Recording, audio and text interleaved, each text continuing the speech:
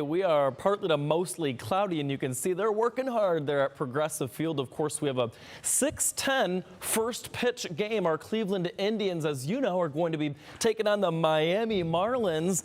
And I'm thinking that we're going to be smoking them here real soon. So lots going on there, and I think that we'll stay dry during the game as well. Current temperatures outside in the upper 60s and a couple of low 70s also dotting the map. And we're forecasting again for those clouds to hang tight throughout the day today. A couple more isolated showers still in the wake of that line that pushed on through during the morning hours. And boy, oh boy, when it came on through, those clouds looked really ominous. Let's show you where it is right now, pinpointing things for you and zeroing in on Ashtabula. If you're joining me from Ashtabula or towards North Kingsville, right along Ohio State Route 531, it's actually a moderate rain. The thunderstorm activity has pushed off toward the east and toward your south.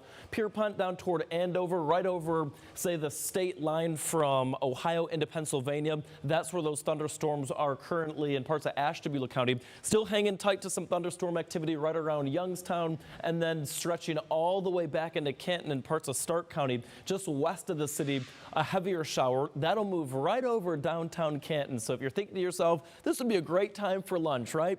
Grab that umbrella in Canton because you'll certainly need it. Although in its wake, you'll notice not a whole lot of fanfare behind that. I still think that as that cold front moves on through, currently situated toward our west, that'll help to ignite a couple more scattered showers and perhaps even a few more thunderstorms throughout the latter half of the morning and then the early half of the afternoon. Cold front moves through, and we call it a cold front because it's going to be knocking down those temperatures quick and in a hurry. Overnight lows falling into the 40s. We only make it into the 50s tomorrow on Wednesday.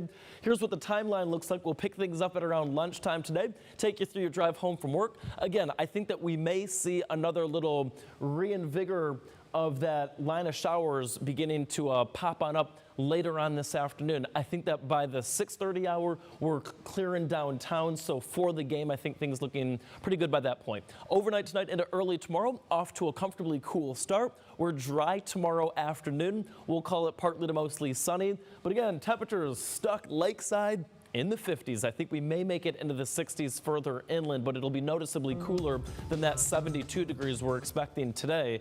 By Thursday evening into early Friday, another round of showers move on through, and we keep things relatively seasonal as we head into this upcoming weekend.